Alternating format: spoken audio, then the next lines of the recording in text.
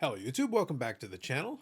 So I thought it would be a good opportunity now. It's been about a month since the last video I made. Well, it might be a little less than a month. I think it was the end of December. So in reality, it's probably closer to a month and a half, actually. So either way, I'll leave a link in the description to the last video where I talked a little bit about CardsHQ. Now this one is not going to be just only a CardsHQ video, although it will take up the bulk of the video for the majority of the first part. And then the latter portion of it, I'll do a couple of little shout outs to a couple of things upcoming. Also kind of point out some things on the channel. It'll be a little bit of a Sunday roundup kind of thing. It's been a little while since I've done one of those, so I figured I'd combine a couple of different things into it. Now, as you're watching this, I'm actually showcasing a Whatnot stream from CardsHQ, and this is actually what kind of precipitated my thoughts on this. I did touch on this a little bit on the live stream and did say that I was thinking about doing a video over the weekend, so I'm going to do it in this format in order to talk about a couple of different things and some thoughts I have now that CardsHQ has been out for a couple of weeks. But one important thing that I do want to do, and something that I did mention that I was going to, is I'm going to play you a clip that I actually borrowed from the Geoff Wilson show on the previous video. So I took a specific clip as part of my previous video. Again, the full video is in the description if you want to check it out, including the original link to the Geoff Wilson show episode that I borrowed it from, and the date and everything is all included, so you can check out the full thing for full context. But I am going to play this clip for you that'll give you a little bit of a background on the direction that I wanted to take this one, because when I'm talking about these next couple of things for the next couple of minutes, before I get a lot of the obvious pushback from folks that, want to defend CardsHQ just for the hell of it, I'm not a CardsHQ hater. I don't need them to go away. It's not something that I'm concerned with. I'm actually fairly neutral in the result. But from a content standpoint, I'm actually interested in seeing how it goes. But I'm going to tell you, just to give you a little spoiler, I've been very disappointed in what I've seen in terms of application. But I'm actually going to run through the part of the reason why. And part of the reason why is what I'm looking at right here. But I'm going to come back to that. But before I get into that, I do want to play you a clip from the Geoff Wilson show that is going to be Geoff himself outlining some of his grandiose ambitions. And I have no issue with there being grandiose ambitions, but he kind of set himself up for this because he's the one who indirectly gave the goalposts before they even opened the door. And now we can kind of start comparing it in terms of where the goalposts sit versus what they've actually been able to execute so far.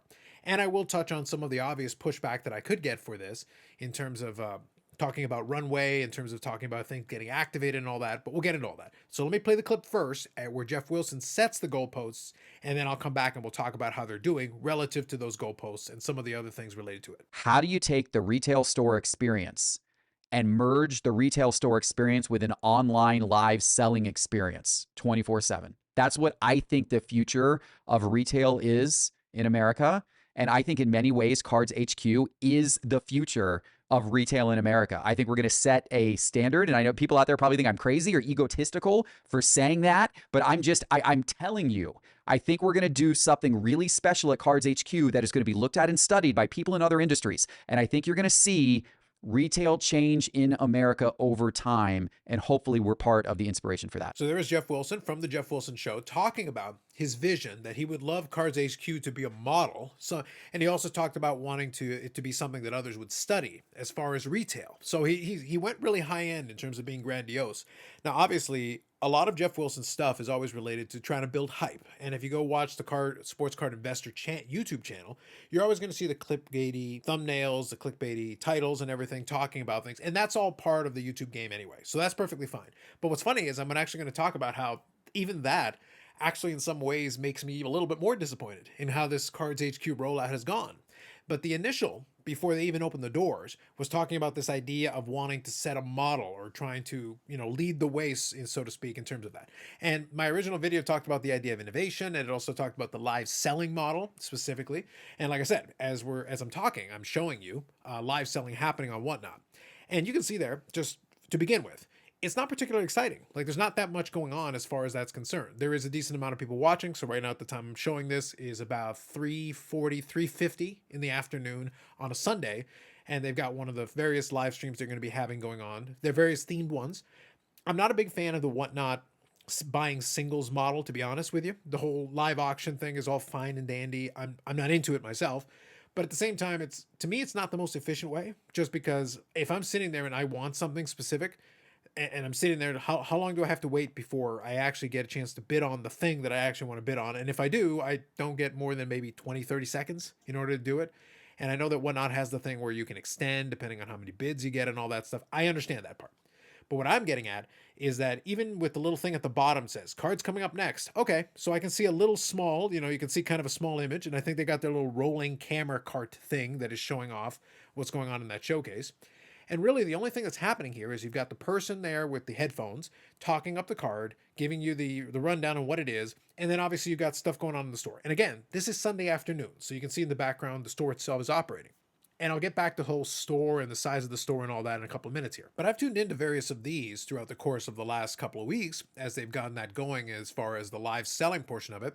And it's one of those things where it really hasn't struck me. It really hasn't been that impressive to me, just the whole presentation of it.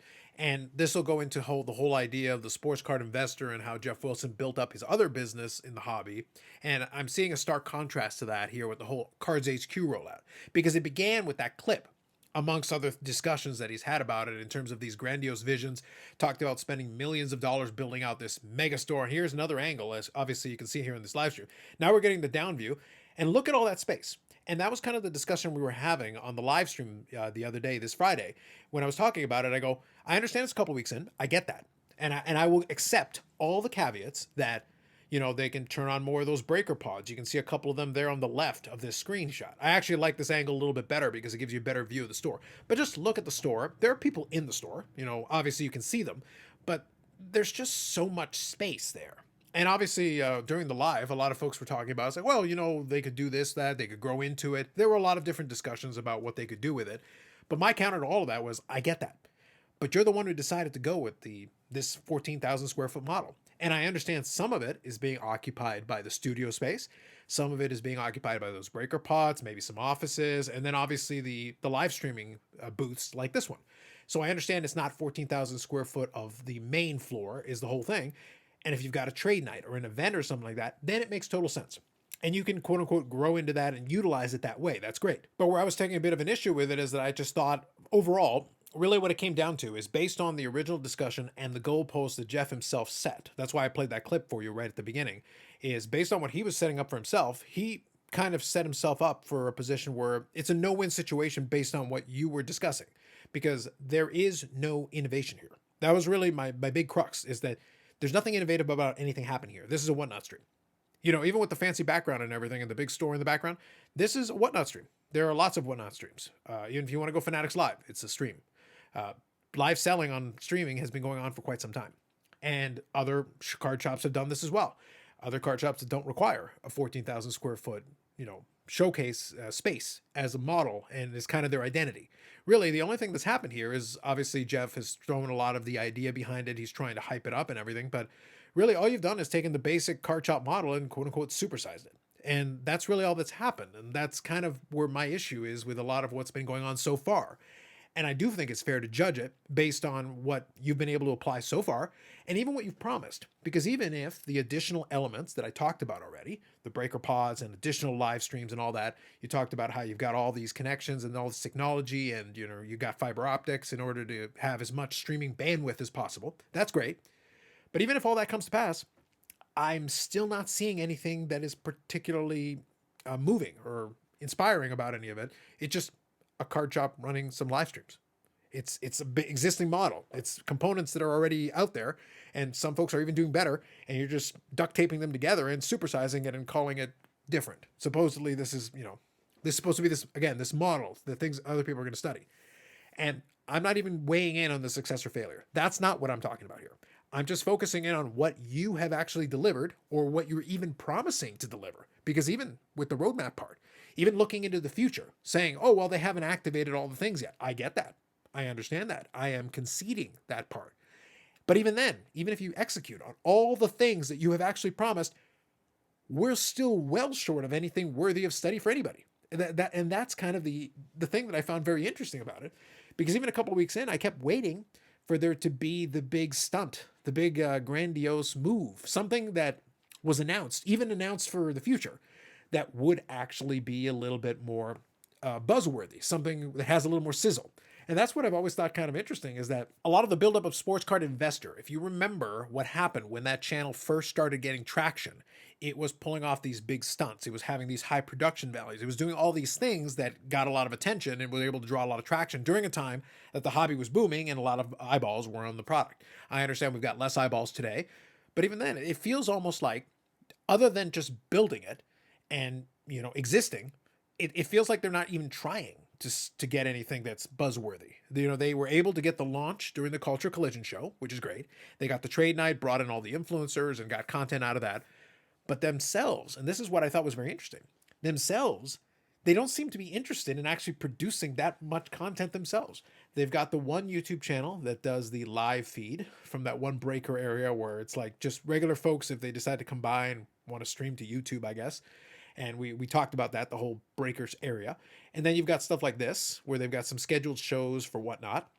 It's something, but there is no real e-commerce presence yet. Hasn't been turned on. There's no eBay store turned on. It's almost like, you don't have the fully operational Death Star. Because I kind of laughed because Michael Hamm had the walkthrough during the whole trade night thing, and I think he used, I could be mistaken, but I think he used the operational Death Star comment, and Neo has been one who's used that in the past for talking about PSA generally. But I actually look at it as like, no, I actually think what I'm looking at here is like a half operational Death Star. Like, it's not even close.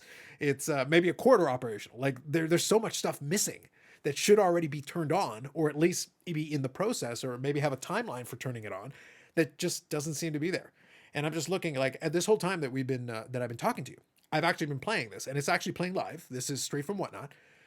There's really nothing here. It's just, if you're interested in the card, you can bid on them. That's great. You got all these lots going. So they are selling stuff, but it's not like they're selling anything crazy or anything like super, high end or whatever the case may be. I watched some other streams earlier today where they were easily selling hundreds of dollars worth of stuff. Certain cards were selling just fine, and they were getting a lot more active bidding. And in reality, here they've got 48 people watching. The other live stream, and I want to say it was maybe KK Sports Cards, they had like 70 or 80. So like 50 isn't really that crazy or inspiring. This is for the football, the 2:30 show. There'll be another show later on with another sport, and there'll be another one later on in the day for another sport. So they'll have a couple of different Whatnot live streams happening throughout the course of the day. And I'm sure they'll have different viewer counts as the thing goes on. But it's nothing crazy, nothing exceptional, given all the potential hype or the initial discussion, because CardsHQ was a point of discussion there for a little bit in the lead up to its opening, and then obviously when it actually did open. But now it's kind of just settled into just being a really large store. And that goes back to what I was talking about on the live stream, where I was talking about the whole idea that it effectively took the concept of, and it was a silly analogy. It was intentionally silly. The point was to be absurd with it. I was using the analogy of you deciding to get into business. You're saying like, oh, I'm going to be a franchisee. And then in course of being a franchisee, I'm going to get into having a McDonald's, which is not a terrible idea. Obviously that can work. But then I say, okay, I'm going to make this different. I'm going to innovate. I'm going to make a McDonald's the size of a Costco. And everyone's going to look at you and go, why? Like, okay, you want to build a McDonald's, you want to build a big McDonald's or something, yeah, great. But why would you build one the size of a Costco? What does that additional space do for you? And that's really kind of the point of what I'm talking about here. It's not that you can't build a 14,000 square foot cart shop, knock yourself out. Hey, it's your money. You spend it however you want. But what is it getting you? What is the additional space benefiting you? Because right now I see a lot of empty space that doesn't really do anything for you unless you've got a big event or something going on. The rest of the time, it's just a lot of space. And you can put stuff, you can put merchandise in it, you can put equipment, you can put jerseys, you can do whatever, but then, you're just filling up space for the sake of filling up space, and I'm not sure what the additional space was actually getting you, is the key. And I'm not even talking about the lease, I'm not talking about the cost, I'm not even worried about that. I'm just pointing out that it just feels like there hasn't been that extra step. So now I'm going to stop sharing the live here, and I'm going to move over to another tab, and I want to talk about something. So I'm going to show here Card Collector 2, and I'll explain kind of why I want to share this with you. I spent the last several minutes talking about how I feel like it's a little disappointing given, what potentially could be going on and how it's not really a fully operational Death Star, in my opinion. But I'm actually going to throw a different angle at it as pertains to this. And another reason that I feel like is very disappointing as well. And that is really coming down to not even what Geoff kind of talked about in terms of being a model and doing all that, but it's not even that. Like, first of all, I've already established that I don't believe like anything that they've done so far is innovative. Even the stuff that they're promising potentially down the road, I still don't feel like they've really moved the needle on anything. That's what makes it kind of interesting. I'm surprised they wouldn't have tried some kind of a crazy stunt or something to try to generate that buzz after the initial launch and after the initial Culture Collision thing. And I understand it's only been a couple of weeks. I get that part. But, you had a little momentum, at least attention, if not even momentum, then at least attention. And it feels like nothing's been done to kind of capitalize on that. They just kind of exist. The shop is there and you can see it, but if you're not around and you're not going to the shop, then it really doesn't even resonate or register with you. But the reason I'm sharing this Card Collector 2 thing here is that the other thought that I had, and that whole Whatnot stream kind of led me down that thought process as well, is that the Whatnot stream isn't particularly special. I didn't feel like there were any real bells or whistles or anything. It's just kind of like, yeah, here's some cards and here's another card and bid on these cards. And obviously the presenters are doing their best to try to present it in the best way they can, but it's not particularly compelling unless you just happen to be interested or curious. But here is Card Collector 2, and here's a model of a card shop that has built part of its brand on the social media side of things, but also on having consistent content come out. And this is the point that I want to make here. I talked about a few minutes ago how originally, when the whole sports card investor channel was building up itself, part of what eventually became its hallmark was that it had these high production values. It had these crazy things. And again, just take a look at the screen there. You can see Card Collector 2 here. You know, I spent $10,000 plus at the Xenia Sports Card Show. I opened every Prism Blaster ever made. And you're seeing kind of that clickbaity, you know, the trying to draw people in with the titles, with the thumbnails, all these components of it, and I get that. And apparently one of the tricks is just having a thumbnail where you got your mouth open. So I'm not going to comment on that further, but I'm just going to leave it at that. But the point is, you saw this kind of an element in the Sports Card Investor channel. And this is the part that I actually think, more than anything else, has been very strange for me to see.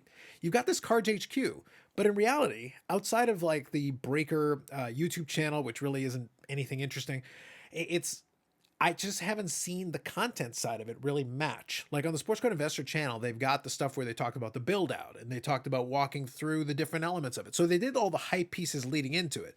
But since the card shop has opened and they've done the trade night and all those things, I haven't seen any kind of consistent content coming out from a CardsHQ brand in and of itself. And, I guess here's a little free advice, Geoff. I guess you need it for some reason because you're struggling with even the basics, because this should have been the part that you had locked down. You've got the fiber optics, you've got the camera equipment, you've got all this, and the studio is literally built into the card shop. So obviously the stuff is there. Why on earth am I not getting a regular dose of content coming out of the card shop? Why am I not seeing a day in the life of the card shop? Because Card Collector 2 here has obviously built a brand based off of that, and they've done their live and whatnot streams and all that, so that's been done. That's why I mean, like, all these components have already been done by the card shops. But here's another example of that in the same vein: Burbank Sports Cards. Now, they stopped doing it. They stopped doing it maybe about a year ago because they've moved into promoting the card show and doing all those components of it. But for a little while there, even though Rob at Burbank Sports Cards, even though he's an older guy and more an elder statesman in the hobby, and the shop's been around for a long time, but for a little while, at least, he was willing to at least embrace doing this card shop series. Here's season 2, episode 8. So they did a couple of seasons worth of it. They haven't done any of these in a while. But the point is, to me, CardsHQ would be like this would be like a perfect thing for them.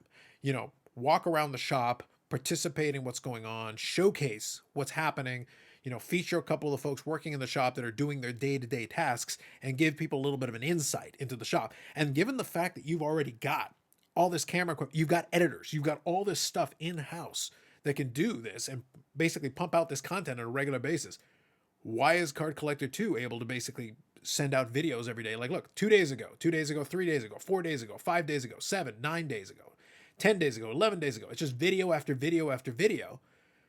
There is no reason, and including, by the way, here, 9 days ago, I went to trade night at the biggest card shop ever. So they did a CardsHQ trade night video as part of their regular content here. 1,400 plus videos. This was the Sports Card Investor model. And for some reason, you've been out Sports Card Investored in your own card shop. That's the part that doesn't make any sense to me. So if you've been following me this entire time, I understand it's been a long video. I get that. But I wanted to get through a couple different thoughts I had. And one of the big ones is like, I don't understand how, even if you're not going to be innovative, because it really feels like you're not going to be at this point, why aren't you at least going to your bread and butter? Why aren't you going to the stuff that you already do? This is stuff that you have done in the past and you've done well. So it makes no sense to me that you wouldn't do that, because to me, this is exactly what you should be doing. If Burbank can have the card shop, you can have your own version of that, because they've stopped doing it. And they've only had 38 videos. So they obviously are not focusing on the content piece. They focus more on the social medias. But there's no reason you can't go back to your bread and butter and go back to what you've done in the past. And we've seen it. So I'm just going to go in here and I'm going to pull it up. Sports Card Investor YouTube channel. And here it is. 1,000 videos. This is what you did to build this brand. And here are your thumbnails. Here's your titles. Here's all this stuff. We've seen it. And I know that there's CardsHQ content on here. I understand that. But why on earth is it not in a CardsHQ YouTube channel building up its own profile on its own with its own content coming out on regular doses, which can then drive traffic to the whatnot sales. It can drive traffic to your breaking. It can drive traffic to, this is what happened in Sports Card Investor. Every single one of these videos all have an ad for market movers. Every single one of them. And that's not even including when they've got some kind of a promotional sponsorship or something with eBay or whatever. The point is, they've literally done this. And for some reason, the CardsHQ side, I understand it's only a couple weeks, but it should have been day one. I can't honestly get my head around the idea that for some reason you forgot what you already did in this situation to get traction to this whole thing in the first place. Why wouldn't you do that with the card shop? You know, the 14,000 square foot card shop, you know, that's going to innovate retail, quote unquote, and all that good stuff. It's like, I don't get it. You got the CardsHQ Breaker Arena that basically no one watches, so that's great. But there should be more content coming out for this channel to promote yourself. That's the part I'm not quite grasping, but that's why I'm saying I'm only comparing to the very statements that Geoff has already made. He set the goalposts. So now I'm comparing you to your own goalposts, and I'm saying, so far, my original question, the previous video was, CardsHQ 24/7 live streaming, innovation, question mark, or ill-fated experiment, question mark. Well, you haven't done the 24/7 live streaming anyway, so we'll reserve judgment on that. But even the live streaming you got, nothing that special. Now, it looks like I actually saw it switched over when I was recording. It looks like it switched over to the breaking. So here it is. You're running a break. 29 people watching CardsHQ breaks. Fine. Again, you're just getting this thing going. Fair enough. But there it is. It's breaking. It's breaking out of a card shop. Just like everybody else on Whatnot that does breaking out of a card shop. But you do have a CardsHQ cam, so that's kind of cool, I guess. So there you go. Check it out. You can see the store, and you can see what's going on there while you're breaking product. And there you go. You got your wide angle, and you can see what's going on in the store.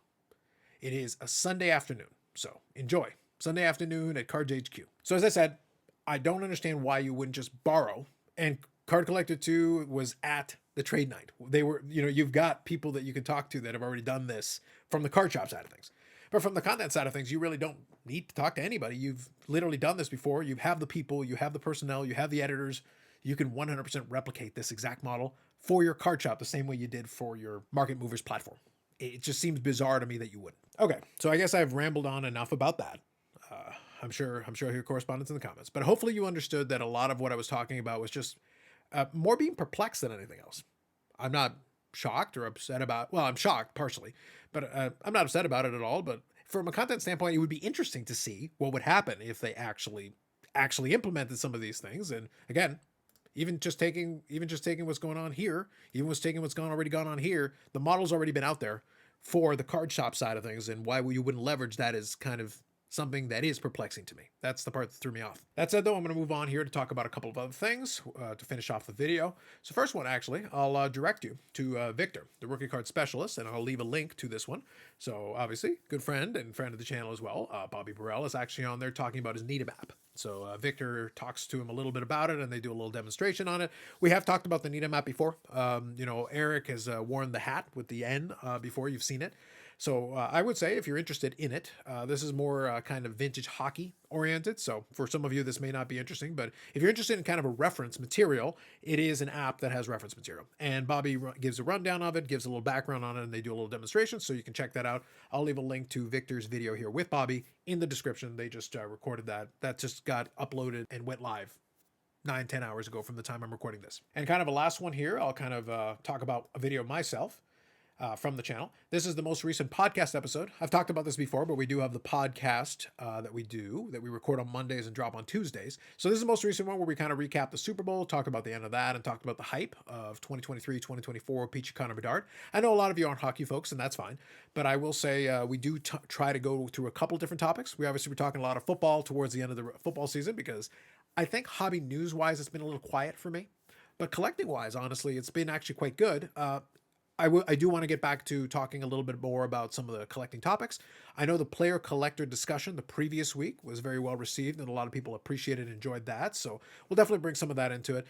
I'm still kicking around what I want to do for this next upcoming episode, but I will say that more than likely, I think we'll go down the vintage well a little bit. I think that'll be kind of fun to play down that path, since I know Brandon and Eric both collect their fair share of vintage, and we can touch on some of those topics and thoughts. But the other thing that I'd be curious to ask you is there anything else collecting wise that you would like us to talk about in terms of topics? We're definitely open to some ideas. We've got a few evergreen topics there that we keep in a little spreadsheet that we can go to when we need to. But if you've got any thoughts or anything that you'd like us to touch on, that'd be great. I don't mind talking about news stuff occasionally, but if I want to talk about a news item, I can kind of do it in this format anyway. So it's one of those things where I don't need to schedule it for the podcast, but if you've got a general discussion worthy topic, I would definitely be open to checking out any of those ideas in the comments. So with all that said, I leave you with a couple of moments here. At CardsHQ, we had a giveaway winner. It's very exciting. But yeah, overall, I just had some thoughts that I wanted to share now a couple of weeks into the CardsHQ experiment now that we're underway. I probably won't come back to this for a while until we see more of these things activated and have more of a sample size to really see what's going on with it. But those are kind of my thoughts right now. I gave you my thoughts before it started. So this is now a couple of weeks in, kind of seeing where it is. Overall, what I was getting at is that I'm kind of disappointed. Not even given Geoff's kind of overpromise and underdeliver that he did, which was a mistake in my opinion. You should have gone the other way and just tried to not downplay, but at the same time, set a realistic expectation to start.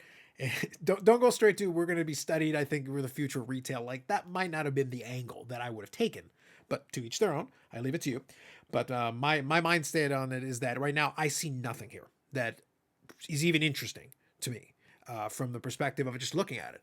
Obviously, if you're in the region, you're in the area, and you want to check it out, by all means. I hope you enjoy yourself because it is a large card shop, and it would be quite the sight to see.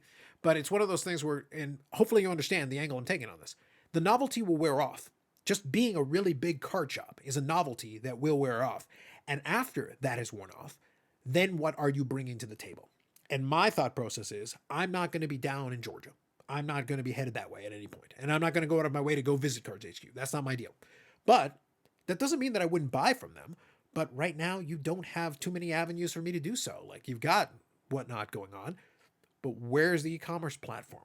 Where's the eBay store, the ComC, whatever. Anything that allows folks that don't happen to be walking in the store to be able to go and purchase.